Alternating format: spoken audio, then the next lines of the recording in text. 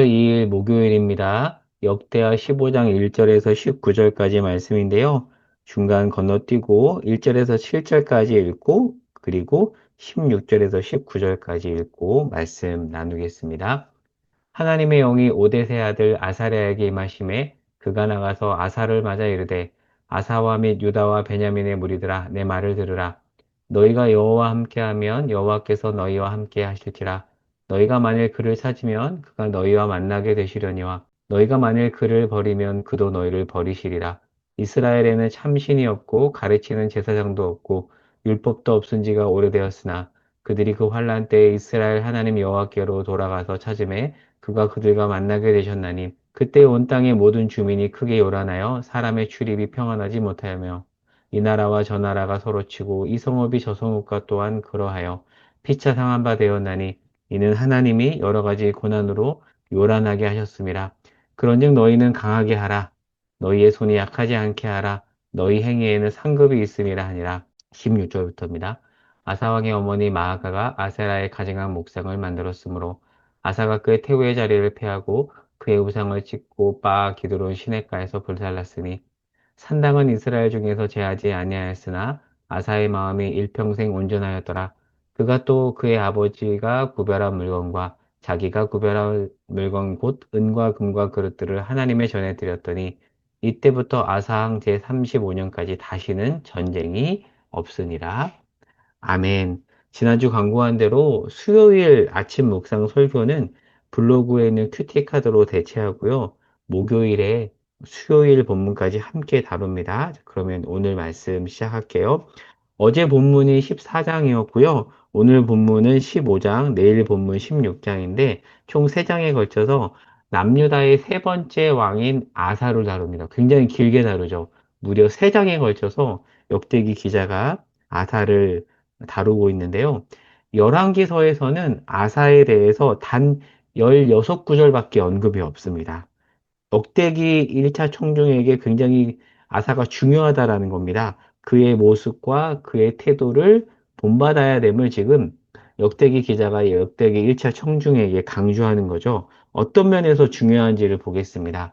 역대기 관점에서 봤을 때 아사는 가장 선한 왕이었던 히스기야 요시아와 더불어 3대 선한 왕 중에 한 명입니다.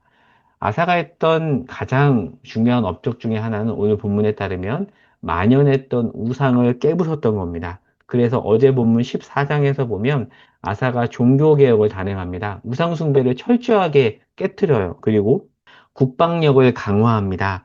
어제 본문 14장 9절 이후에 보면 그 당시 강대국이었던 구스, 지금의 에디오피아 인근에 있는 그런 나라인데요. 강대국 구스가 무려 100만 대군을 이끌고 남유다를 침입하지만 이때 아사가 하나님만 의지함으로 전력 열세에도 불구하고 승리합니다. 그 내용이 어제 수요일 큐티 본문의 14장에 나오고요.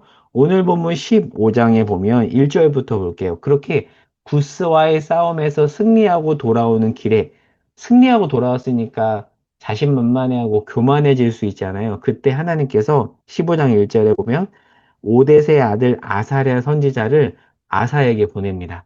그러니까 지금 아사가 우쭐대고 개혁의 고삐를 늦출 수 있잖아요. 그때 하나님께서 선지자를 통해서 칭찬하지 않고요.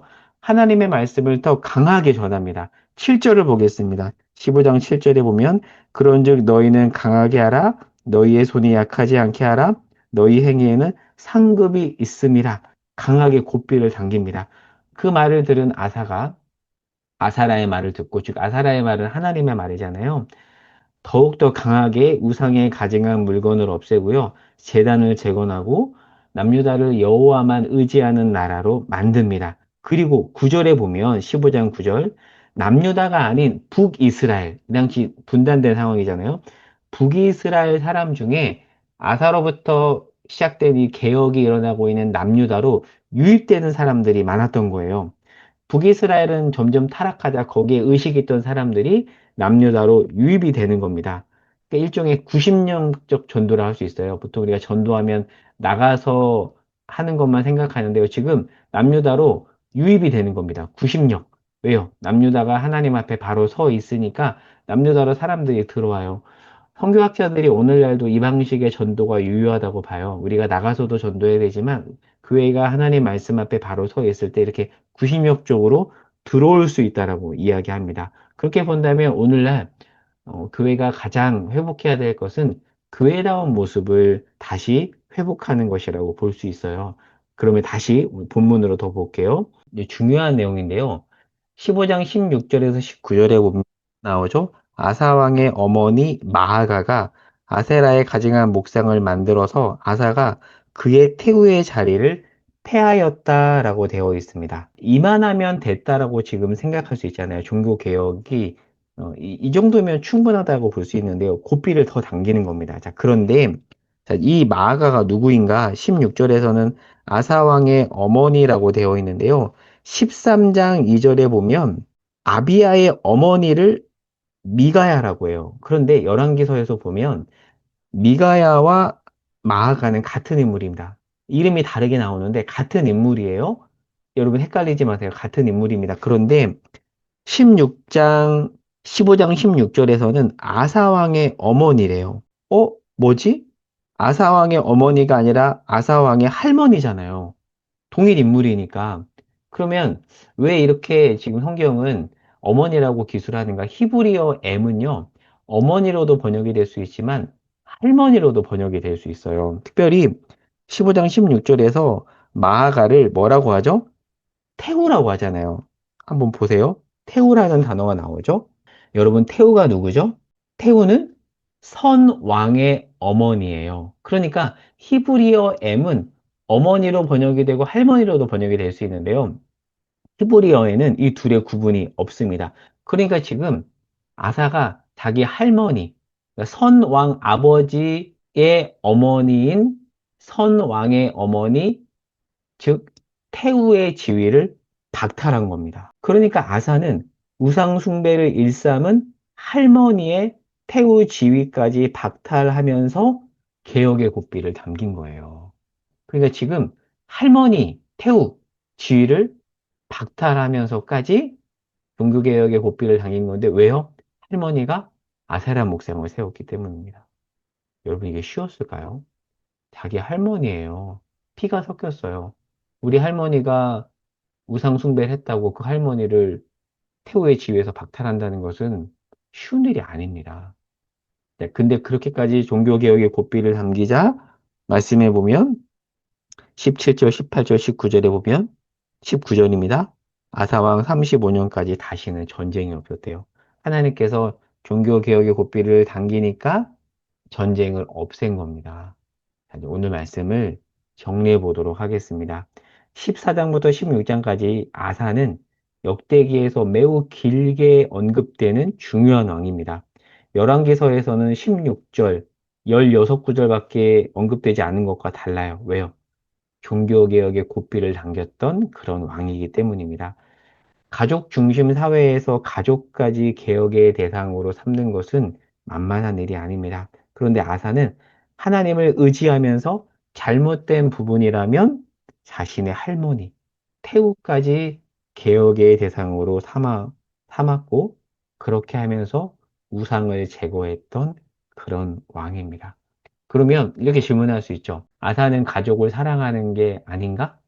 아니요. 이게 진짜 가족을 사랑하는 거죠. 진짜 가족을 사랑했기 때문에 잘못한 일을 벌이고 있는 가족을 혼낸 거예요. 왕으로서. 진정한 가족 사랑이라고 볼 수 있죠. 물론 지혜가 필요합니다. 막상 현실에서 이런 일이 벌어질 때 지혜가 필요해요. 잘 해야 돼요. 그러나 궁극적으로는 개혁을 해야 합니다. 누구까지요? 가족까지. 가족까지 개혁한 쉽지 않은 일을 해낸 이 아사를 역대기가 강조하잖아요. 이 강조점이 여러분에게는 어떤 의미로 다가옵니까? 오늘 제가 약간 열린 결말로 말씀을 맺겠습니다. 이 부분을 곱씹어가며 깊이 묵상하며 여러분 나름의 그 묵상 글을 빈칸에다 적었으면 좋겠어요. 그리고 나서 한 2, 3분 정도 그렇게 묵상하고 나서 적고 기도하는 시간을 가졌으면 좋겠습니다. 이 강조가 여러분에게 어떤 의미입니까? 기도하고 마치겠습니다. 하나님, 아사가 철저히 개혁을 합니다. 가족까지 개혁의 대상으로 삼았습니다. 이 내용이 오늘 우리에게 어떤 의미가 있는지 오늘 말씀을 통해서 곱씹습니다. 곱씹을 때 우리에게 말씀하여 주시고 그 말씀 앞에 반응하게 하옵소서. 예수님의 이름으로 기도합니다. 아멘.